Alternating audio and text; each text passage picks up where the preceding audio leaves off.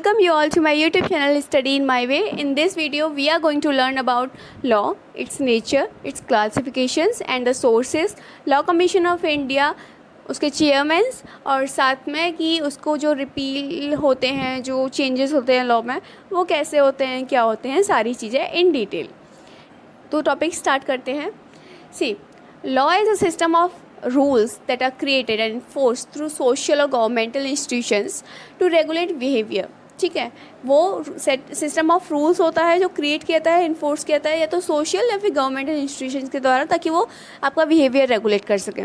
मैं इसको बड़े लेवल पे बात नहीं करूँगी अभी, इसे छोटी सी जगह से समझते हैं कि अगर आप किसी भी कंपनी में जाते हैं या अगर आप किसी भी कहीं भी आप इंस्टीट्यूशन में जाइए, आपको वो स्टार्टिंग में एक पेपर देते हैं जिसके ऊपर उनकी गाइडेंस लिखी होती है, जो आपको बताती हैं कि आपको ये चीज़ यहाँ पे कर सकते हैं, ये चीज़ यहाँ पे अलाउड नहीं है, सारी चीज़ आपको बताई जाती है। बेसिकली ये भी क्या है, एक तरह से उनके लॉज हैं। आप हर किसी का अपना एक लॉ होता है, कई सारी कंपनीज इंस्टीट्यूशंस के भी अपने होते हैं कि आपको ये करना यहाँ पे अलाउड है, ये करना यहाँ पे नहीं अलाउड है। और कई बार जो चाहिए नहीं अलाउड होती है, अगर आप वो कर देते हैं और वो उनके उस लाइन को क्रॉस कर रही होती है, तो वो आपके ऊपर पेनल्टी भी लगा देते हैं, चार्जेस लगा देते हैं। ठीक है, तो वो क्या हो गया कि ये इस तरह से हम लॉ को अपने आसपास समझ सकते हैं। और ये सारी चीज़ें होती क्यों हैं, ताकि वो आपके बिहेवियर को रेगुलेट कर सकें। Law as a system helps regulate to and ensure that a community show respect and equality amongst themselves। वही है कि आपको रिस्पेक्ट शो करनी है, इक्वलिटी बतानी है, एक दूसरे के लिए आपको वो सम्मान वाली भावना होनी चाहिए। ठीक, state enforced laws can be made by a collective legislature or by a single legislature, resulting in a statute by the executive through decrees and regulations, or established by judges through precedent, normally in common law jurisdictions। See, these are all the things I have told you to get your gist of what is law actually. If I talk about what is written here, means I had summarized it in small way so that it becomes more easier for you to understand. The system of rules which a particular country or community recognizes as regulating the actions of its members and which it may enforce by the imposition of penalties। See, जो law है वो कई सारे purposes को fulfil करता है। ठीक है, अगर उसमें हम लाइट डालते हैं कुछ पॉइंट्स के ऊपर, तो वो एक आपका होता है कि स्टैंडर्ड्स को इस्टेब्लिश करना, लॉ को मेंटेन करके रखना। फिर आता है आपका कि जो डिस्प्यूट्स होते हैं, जो कॉन्फ्लिक्ट्स होते हैं, उनको रिजॉल्व करना। अगर जुडिशरी की बात करें तो उसका क्या काम होता है कि वो जो भी एक कोऑर्डिनेशन बना के रखता है एग्जीक्यूटिव और लेजिस्लेचर के बीच में, और साथ में अगर उनके बीच में कोई डिस्प्यूट होता है तो उसको रिजॉल्व करने का काम करता है। प्लस जो पब्लिक अफेयर्स होते हैं, पब्लिक का जो भी प्रॉब्लम्स होती हैं उनकी सुनवाई करता है, और उनकी जो भी दिक्कतें होती हैं, जो भी उनको परेशानियां आ रही होती हैं, उनको दूर रखता है। साथ में सेफ गार्ड करता है आपके फंडामेंटल राइट्स को, और एक प्रोटेक्शन देता है कॉन्स्टिट्यूशन ऑफ इंडिया को। अब इसके बाद अगर हम बात करते हैं, ये आप देख रहे होंगे यहाँ पे, ये हम सभी ने देखा है, किसी ने मूवीज़ में देखा है, किसी ने सच में देखा होगा, लेकिन देखा ऑलमोस्ट सभी ने है। ठीक, अब ये है जस्टिस। अब इसमें कुछ पॉइंट्स हैं जो आपको समझना ज़रूरी है। देखिए, जो स्वॉर्ड है यहाँ पे वो रिप्रेजेंट करता है स्टेट अथॉरिटी को, स्केल्स जो हैं वो रिप्रेजेंट करते हैं ऑब्जेक्टिव स्टैंडर्ड को, ब्लाइंड फोल्ड इंडिकेट करता है जस्टिस जो कि इम्पार्शियल होनी चाहिए। तो कई सारी ये जो सिम्बॉलिक पर्सिफिकेशन है एक तरह से ये कोर्सिव पावर ऑफ ट्रिब्यूनल का, तो ये क्योंकि ये देखने को मिलता है, लेकिन कई बार लोगों को नहीं पता होता कि ये है क्यों और क्या है, तो उसके लिए ये बताना ज़रूरी था। Moving forward to the definitions, I had included some of the definitions here, क्योंकि कई सारी डेफिनेशंस होती हैं, बट टॉपिक को हमको यहाँ पे समझना है, उसके लिए हम यहाँ पे कुछ डेफिनेशंस को समझ के चल रहे हैं। पहली है आपकी, law is the body of principles recognized और इन्फोर्स्ड बाय पब्लिक और regular tribunals in the administration of justice. And the second one is, law is the aggregate of the rules set by man as political superior और sovereign to man as politically subject. देखिए, law जो है वो command है sovereign का। ठीक है, law is the command of sovereign, it imposes a duty and the duty is backed by sensation. ठीक है, तो ये आपको चीज़ें अच्छी से पता होनी चाहिए। अब 3 एलिमेंट्स होते हैं लॉ के, पहला होता है कमांड, दूसरा होता है आपका ड्यूटी, और तीसरा होता है सैंक्शन। अभी मैंने आपको बोली थी law imposes a duty and duty is backed by sanction, ठीक है, तो ड्यूटी होती है देन वो बैक्ड अप होती है by sanction. It is possible to describe law as a body of official rules and regulations. आप डिस्क्राइब कर सकते हैं, generally found in the constitutions, legislation, judicial opinions and the like that is used to govern a society or and to control the behavior of its members. So law is a formal mechanism of social control.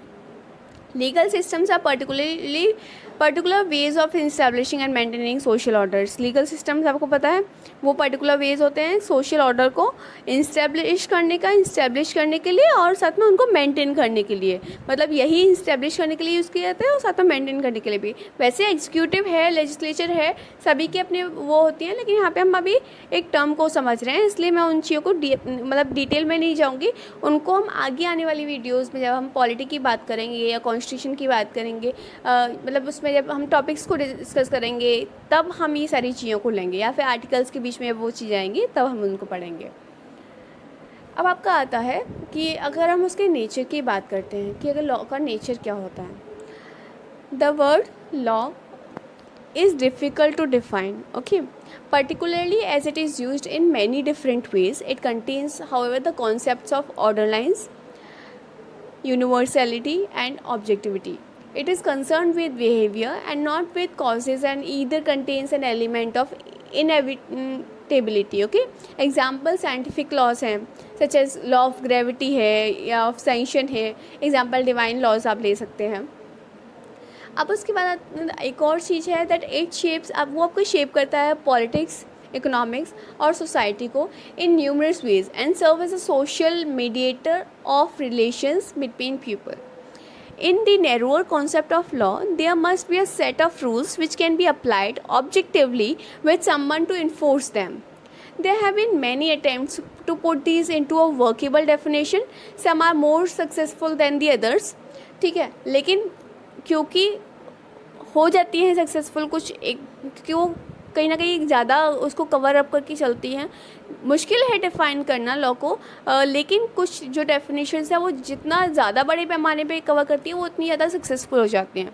तो उसमें से एक definition हमने ली है यहाँ पे Simon की। उनका कहना है law consist of any principle which is recognised and enforced by the courts in the administration of justice, and the next is a body of rules for the guidance of human conduct which are imposed upon and enforced among the members of a given state। ठीक, अब यहाँ पे एक हमें पता चल गया कि लॉ होता क्या है, उसका नेचर क्या होता है। अब बात करते हैं उसकी क्लासिफिकेशन की कि क्लासिफिकेशन किस तरह से है। तो देखिए, जो लॉ है उसको सर जॉन ने, ठीक है, सर जॉन सैमन, उन्होंने 8 टाइप्स में लॉ को क्लासीफाई किया था और वो इस तरह से हैं। पहला है इम्पेरेटिव लॉ, सेकंड है आपका प्रैक्टिकल और technical law, third is physical और साइंटिफिक लॉ, फोर्थ नेचुरल और moral law, fifth is conventional law, sixth customary law, seventh international law and eighth civil law. इसमें जो ऑर्डर लिखा है हो सकता है मैंने आगे पीछे बोल दिया हो, but the points are same, ठीक है। So let's discuss them in detail. First is imperative law. It means a rule of action imposed upon mere by some authority which enforces obedience to it. In other words, it is a command enforced by some superior power either physically or in any other form of compulsion. ठीक, उसके बाद imperative law 2 तरह से होते हैं, एक होता है डिवाइन लॉ और दूसरा होता है आपका ह्यूमन लॉ। ठीक, डिवाइन लॉ जो होता है वो कंसिस्ट करता है command imposed by God upon man either by threats और पनिशमेंट, या तो आप उनको डरा के साथ या फिर उनको डर के साथ या फिर उनको पनिशमेंट के उससे, और by hope of his blessings, आप किसी भी तरह से आप कराते हैं इम्पोज बाय गॉड। ओके, तो ये जो है वो आपका डिवाइन लॉ है। ह्यूमन लॉ क्या है? It is the law of analogy. Clear है? अब नेक्स्ट आता है आपका फिजिकल और साइंटिफिक लॉ। सी, फिज़िकल लॉ जो है वो एक्सप्रेशन एक तरह से एक्सप्रेस करते हैं यूनिफॉर्मिटीज़ को जो कि नेचर की हैं, या जनरल प्रिंसिपल्स जो हैं जो एक्सप्रेस करते हैं रेगुलरिटी को, हार्मनी को, which are observed in the activities and operations of universe. ठीक, they are not the creation of man and can not be changed by them. ये ना तो जो मैन है वो बनाता है ना वो उनको चेंज कर सकता है। Human laws changes from time to time. जो लॉज हमने बनाए हैं वो हम time to time change, they are like dynamic. जो फिज़िकल और साइंटिफिक लॉ होते हैं वो आपके स्टैटिक होते हैं। स्टैटिक वो चीज़ होती है जो चेंज नहीं होती है, कांस्टेंट जो बोलते हैं, ठीक है, एक तरह से। और जो ह्यूमन लॉज हैं वो डायनेमिक होते हैं, या बोलें कि वो वेरिएबल होते हैं, यानी कि वो चेंजेबल होते हैं। क्लियर। अब जो आपके ह्यूमन लॉज हैं वो आपके वो ना, क्योंकि ना ह्यूमन उनको मतलब वो टाइम टू टाइम चेंज होते रहते हैं। अभी पहले कोई था, उसमें हमें कमी दिखी, हमने चेंजेस कर लिए, तो इस तरह से। और वो कंट्री टू कंट्री भी चेंज होते हैं। हमारी कंट्री के लिए जो सही है ज़रूरी नहीं है कि वो अमेरिका के लिए भी सही हो, क्योंकि अब इसका रीज़न क्या है कि कई सारी चीज़ें होती हैं कि आपका टेरिटरी कितनी, मतलब एरिया कितना है, फिर उसके बाद आपके आते हैं कि रिसोर्सेज क्या हैं, फिर उसके बाद पॉपुलेशन कितना है, साथ में जोग्राफिकल कंडीशंस आती हैं, पॉलिटिकल आती है, इकोनॉमिक आती है, हर तरह की कंडीशंस उसमें देख के उन चीज़ों को देखते हुए लॉ जो है वो हर जगह का अलग होता है। हर जगह जो लॉ अलग होने का रीज़न ही है क्योंकि उनकी जो बेस है ना वो मैच नहीं करता है, ठीक। उसके बाद human laws changes from time to time as I had already shared and from country to country, but physical laws are invariable forever. The uniform actions of human beings, such as law of psychology, also falls into this class. They express not what men ought to do, but what they do.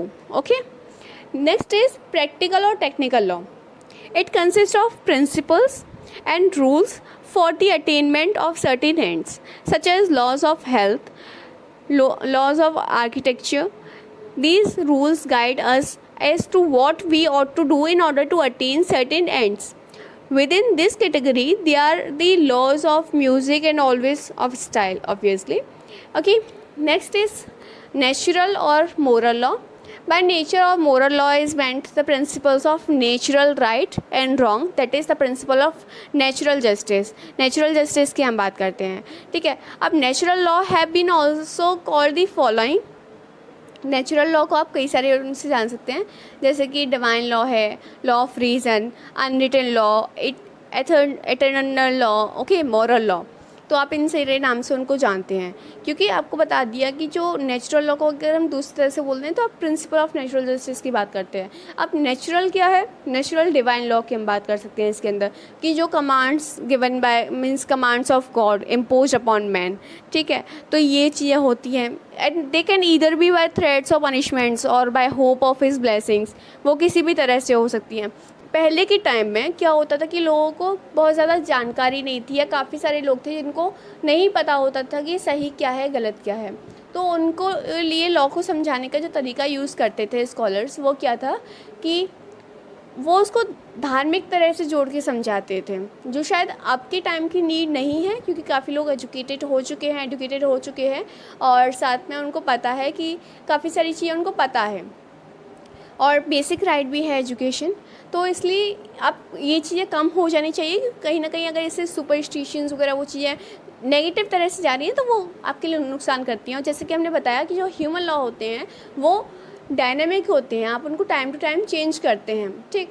अब बात करते हैं आपके divine law पे, topic पे वापस आते हैं। तो पहले के टाइम में कोई भी चीज़ समझानी होती थी कि ऐसा क्यों होता है या ऐसा क्या है, तो इस तरह से वो समझाने के लिए क्या करते थे कि वो उनको पुरानी चीज़ों के साथ या फिर धार्मिक चीज़ों के साथ जोड़ते थे। पुरानी मतलब लोगों को सिद्धांतों को सिखाने के लिए, फिर एक तरह से प्रिंसिपल्स को सिखाने के लिए ये चीज़ ऐसे काम करती है। तो अगर वो उसे साइंटिफिक टर्म्स में बताते हैं कि किसी भी चीज़ का, तो शायद उनको नहीं समझ में आता, तो उसको भगवान के साथ या फिर धर्म के साथ जोड़ के बताते थे कि आप अगर ऐसे करोगे तो अगर कुछ गलत करोगे तो भगवान आपको पनिशमेंट दे सकते हैं। तो उनको डराया जाता था कि पनिशमेंट का या सारी चीज़ें, और अगर आप इसको इस तरह से करोगे ना तो आपको ब्लेसिंग्स मिलेंगी। तो ये तरीके थे उस टाइम समझाने के। तो इसीलिए डिवाइन लॉ आपका होता है, that is commands of God imposed upon man upon either by threats और पनिशमेंट्स और by hope of his blessings, ठीक। Next is law of reason, that is being established by which the world is being governed, okay. Third is unwritten law, as being written not on brass tablets or on pillars of stone but by the fingers of nature in the heart of people, okay, unwritten law है ये। then eternal law, it is being uncreated and invariable, ये आपको uncreated है साथ में invariable भी है। moral laws क्या होते हैं, it is the expression of principles of morality, ठीक। next fifth point is means the fifth classification of law is Conventional law. It is the body of rules agreed upon and followed by the concerned parties to regulate their mutual conduct. It is a form of special law for the parties which can be made valid or enforced through an agreement. A good example of conventional law is the laws of cricket or any other game. Rules of club. It has been further divided into two groups which are as follows. First one is rules enforced by the parties themselves. Okay, rules enforced by the parties themselves but not recognized by the state, like the rules of hockey. Okay, second is rules which are recognized and enforced by the state, like contract, clear, etc. Now next classification is customary law. Customary laws are those rules of customs that are habitually followed by the majority of persons subject to them in the belief of binding nature.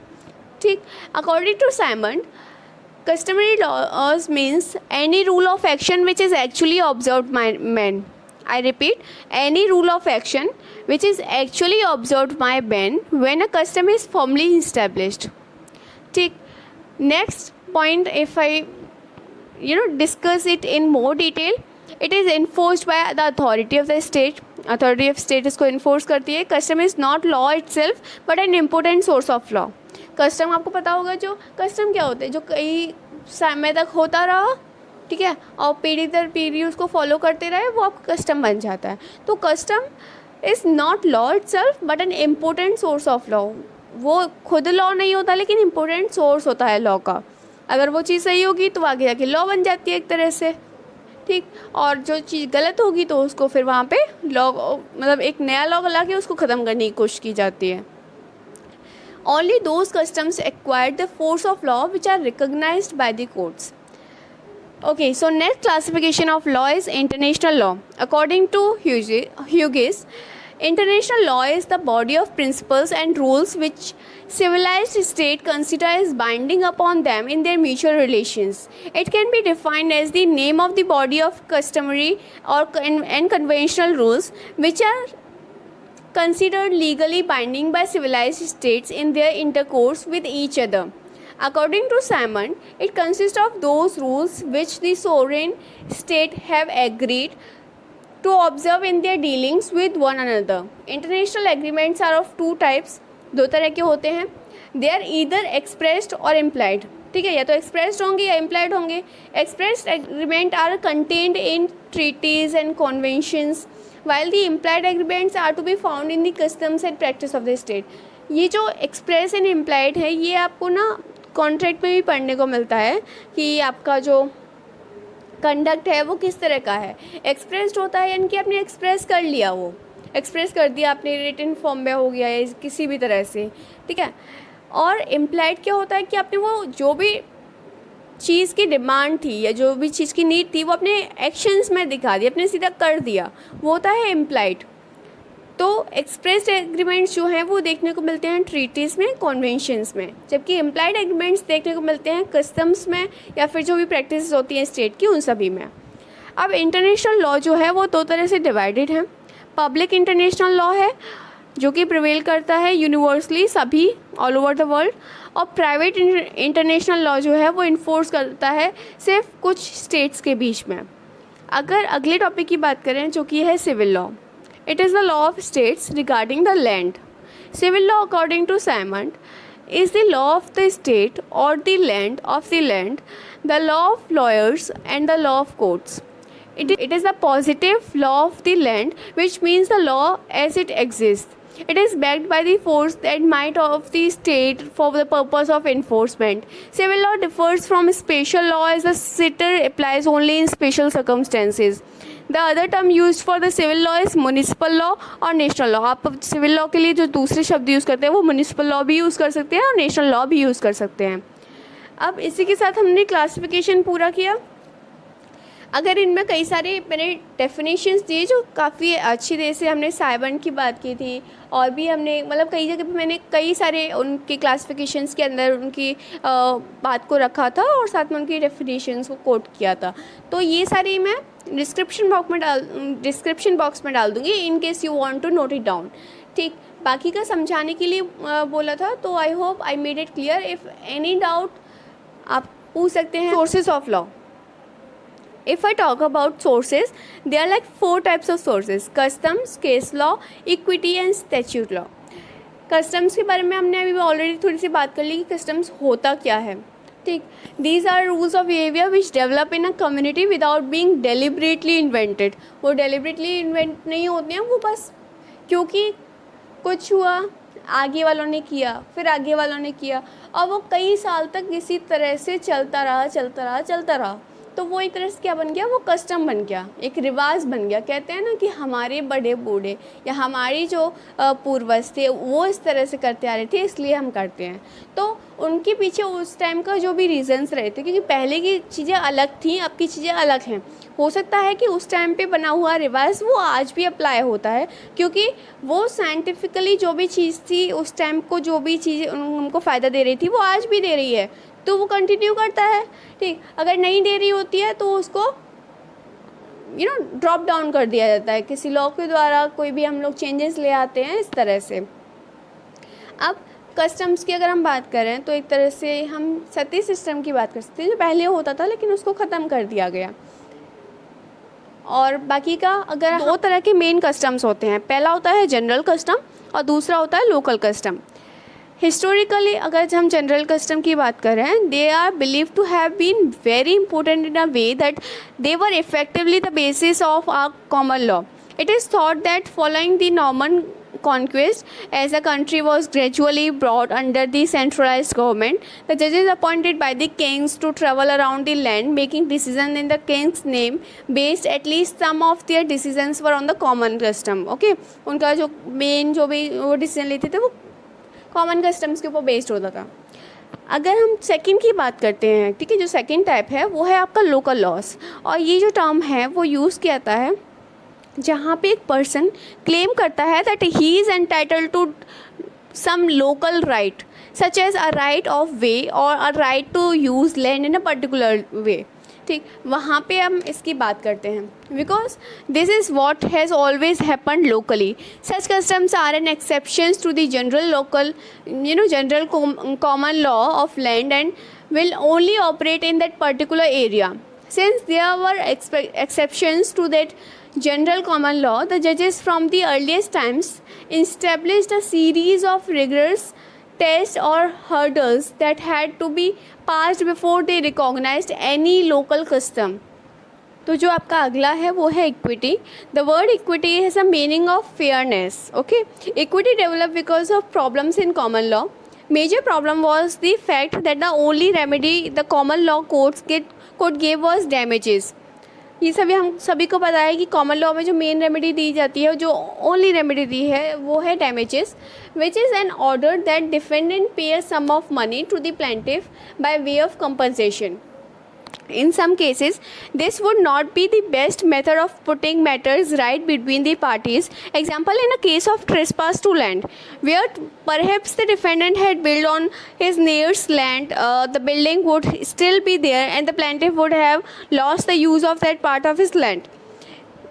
In such a situation, the plaintiff would probably prefer to have the building removed rather than the given money in compensation. Equity word जो है वो equivalent है English term fairness की, जहाँ पे ये बात होती है कि कॉमन लॉ में नॉर्मली क्या होता है कि आपको डैमेजेस दे दिए जाते हैं, लेकिन यहाँ पे बात ये है कि कई बार जो डैमेजेस हैं वो इनफ नहीं होते हैं। डैमेजेस देने का मतलब है कि एक सम ऑफ मनी, एक अमाउंट होता है जो डिफेंडेंट जो है जिसने गलत किया है वो प्लेंटिफ को दे देता है, जिसके साथ गलत हुआ है उसको दे देता है कंपनसेशन के तौर पे, भुगतान के तौर पे, ठीक है। अब थर्ड आपका जो आता है वो है आपका case law. In the English common system, case law develops as courts hear disagreement between parties, making a decision as to what the law should be in a particular case. These decisions create precedents. The doctrine of judicial precedents operates by ensuring that a previous court's decision is followed by another court when deciding a subsequent legal case, provided certain rules for extracting the legal principles from the earlier case, and that principle applies to the case which are to be followed by that case. Next आपका आता है statute law. Statute means it comprises legislation that made by the House of Parliament. Legislation may be a primary legislation which starts as a bill and become an act of parliament, or it may be a secondary or delegated legislation drafted by the government department and enacted under powers given by a primary piece of legislation. The legal system defines a set of rules, conducts, or the procedures which are necessary for establishing and maintaining a disciplined society. It has been formulated by custom, agreement, and national interest and is enforced through a set of institutions. The Indian legal system is one of the oldest and longest written set of laws in the world. हम सभी को पता है कि सबसे बड़ा है हमारा जो कॉन्स्टिट्यूशन है, ठीक है, जिसको बनाने में मतलब सबसे ज़्यादा टाइम भी इसको बनाने में लगा था, और सबसे लंबा भी, सबसे जो लेंथीएस्ट है वो भी यही है इन रिटन फॉर्म. तो उसके बाद अगर हम इसकी बात करें, we took 2 years 11 months and 18 days, and उस टाइम पे इसमें इतनी सारी चीज़ें थी, जबकि अगर हम बाकी के जो जैसे अमेरिका का है और चाहे वो हम कनाडा की बात करें या और कहीं की बात करें, तो किसी में अप्रॉक्स 5000 वर्ड्स थे, किसी में अप्रॉक्स 6500 वर्ड्स थे. तो इस तरह से उनके नंबर्स थे. Okay, next is the Indian legal systems की हमने बात कर ली. Our legal system has its root to the in the legislature formulated during the British Raj era. The Indian legal system is formulated bearing in mind the diversity of the country and with due respect to the religion, customs and traditions of the people. अब आपका अगला topic जो आता है वो है jurisprudence. It is the study of law. Okay, and it is a type of science that explores the creation, application and enforcement of law. It is the study of theories and philosophies regarding law. The word is derived from the Latin term jurisprudential. इसका मतलब होता है knowledge of law. Clear? Definitions की अगर हम बात करें तो इसकी डेफिनेशंस जो हैं एक ऑस्टिन ने दी थी, जिनका कहना था jurisprudence is the concern with positive law, and Simon ने कहा था it is the science of law. Here law stands for law of land और civil law. कीटॉन ने कहा था, उन्होंने कंसिडर किया था इसको as a study and systematic arrangement of the general principles of law. अगर हम रॉस्को की बात करें तो उन्होंने मतलब जुरिस्प्रूडेंस को साइंस ऑफ लॉ कहा था. तो कई सारी डेफिनेशंस अलग अलग स्कॉलर्स के द्वारा दी गई थी. उसके बाद आपका आता है law commission of India. Law commission of India, it is like a law in a society should be dynamic, not as a static object. अगर आप चेंजेस नहीं करोगे लॉ में तो कोई भी लॉ, एक जो लॉ का जो पर्पस आपने पहले जब बनाते टाइम सेट किया था वो फुलफिल नहीं होगा. Then society continue in changing nature so as the law of the society. The first such commission was established in 1834 under the Charter Act of 1833 under the chairmanship of Lord Machiavelli, which recommended codification of the penal code, the criminal procedure code, okay, and a few other matters. The government of India reacted favorably and established the first Law Commission of India, Independent India, in 1955 with the Attorney General of India, Mr. M.C. Setalvad as its chairman. Second law commission के फिर chairman जो 1958 से 61 तक रही थी, उसमें रहे थे आपके justice mister justice TV. Venkataraman Iyer. And then उसके बाद थर्ड लॉ कमीशन जो कि 1961 से 64 तक थी, उसमें मिस्टर जस्टिस जे.एल. कपूर थे. तो इस तरह से इसमें कई सारे चेयरमैन्स बने to identify laws which are no longer needed और irrelevant or relevant and can be immediately repealed. Clear? To identify such laws which are in harmony with the existing climate of economic liberalization which need no change. And then उसके बाद आपका आता है to identify law which require changes और amendments and to make suggestions for the amendments. तो आपको review करने पड़ते हैं लॉ को. रिव्यूज़ का एक होता है ना कि हमने कुछ भी टॉपिक पढ़ा तो हम उसको रिवाइज करते रहना ज़रूरी होता है. उसी तरह से जो भी अपने लॉज बना दिए तो आपको उनको रिव्यू करते रहना बहुत ज़रूरी होता है कि कहीं ऐसा तो नहीं कि इसकी जो लॉ है उसका मीनिंग एक एक वर्ड से आप बदल, मतलब जो आपने देखा होगा लॉयर्स को, वो उसका एक एक वर्ड, एक एक कॉमा, एक एक फुल स्टॉप को बताते हैं कि इससे इसका मीनिंग डायमेंशन तक चेंज हो सकता है। तो आपको हर एक लॉ को रिव्यू करना पड़ता है कि कहीं ये किसी भी जो सोसाइटी के किसी भी पार्ट को या किसी भी हिस्से को या किसी भी कम्युनिटी को कोई नुकसान तो नहीं पहुंचा रहा है, या नुकसान भी अगर नहीं पहुंचा रहे हैं तो कहीं उनकी जो राइट्स हैं उनको तो इन्फ्रिंज नहीं कर रहा है। तो ये सारी चीज़ें रिव्यू करते रहना बहुत ज़रूरी है, और जो रिव्यू होता है उसमें कोई कमियाँ पाई जाती हैं तो उनको फिर चेंजेस भी करने होते हैं, ठीक।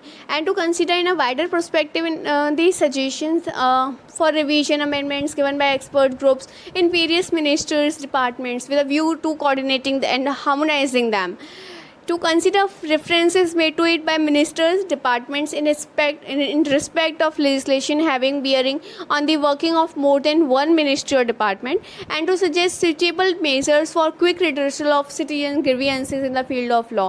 And all these things are really necessary to make changes in the law and to keep an eye on the law कि हाँ सब कुछ ठीक से जाए. Okay, so with this we are ending this video. At the end I would only say like, share and subscribe. Plus साथ में keep learning, keep watching. Thank you so much.